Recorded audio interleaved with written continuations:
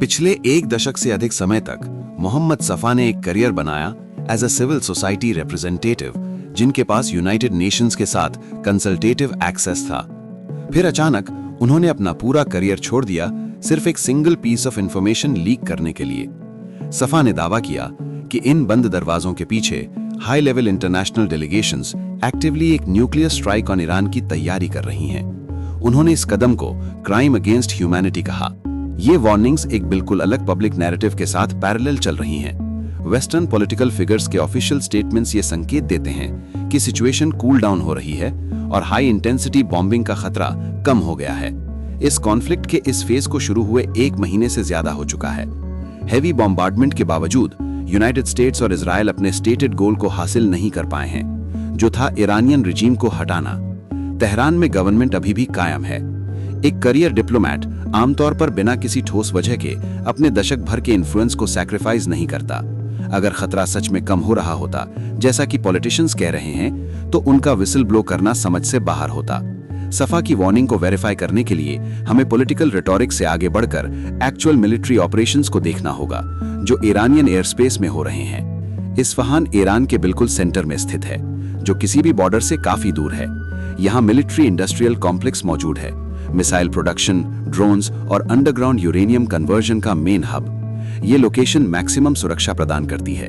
Layered air defences incoming bombers को शहर तक पहुंचने से काफी पहले ट्रैक कर लेती हैं। फिर भी इन डिफेंसेस के बावजूद यूनाइटेड स्टेट्स और इजराइल ने हाल ही में एक हाईली कोऑर्डिनेटेड एयर स्ट्राइक इस पॉपुलेटेड सिटी पर एग्जीक्यूट किया।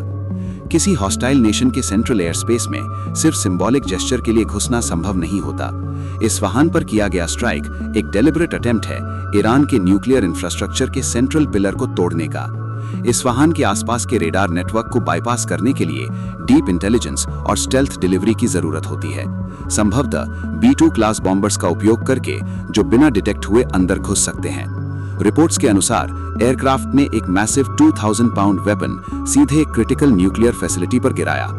एक स्टैंडर्ड बॉम्ब सरफेस से टकराते ही एक्सप्लोड हो जाता है, जिससे डीप रीइंफोर्स्ड कंक्रीट बंकर्स सुरक्षित रहते हैं।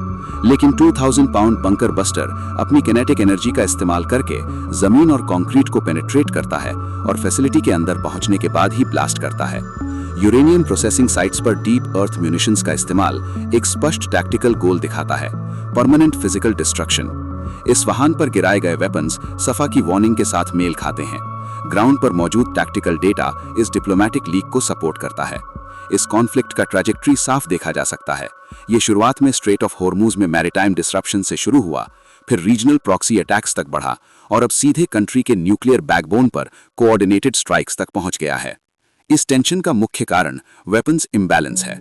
यूनाइटेड स्टेट्स और इजराइल के पास एस्टैब्लिश्ड न्यूक्लियर आर्सेनल्स हैं, जबकि ईरान पर वेस्टर्न गवर्नमेंट्स को संदेह है कि वो अपना न्यूक्लियर वेपन विकसित करने की कोशिश कर रहा है, खासकर JCPOA एग्रीमेंट के कोलैप्स के बाद। इस रीजन में न्यूक्लियर वेपन का एक्चुअल यूज तुरंत एक कैटास्ट्रोफिक ह्यूमैनिटेरियन डिजास्टर पैदा करेगा, जो इंटरनेशनल लॉ का उल्लंघन होगा।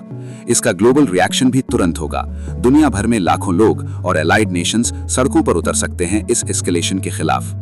सफा के रेजिग्नेशन के साथ एक सीधा आरोप भी जुड़ा था कि यूनाइटेड नेशंस इंटरनल डिसेंट को दबा रहा है और एक न्यूट्रल आर्बिटर के रूप में इस स्ट्राइक को रोकने में विफल हो रहा है।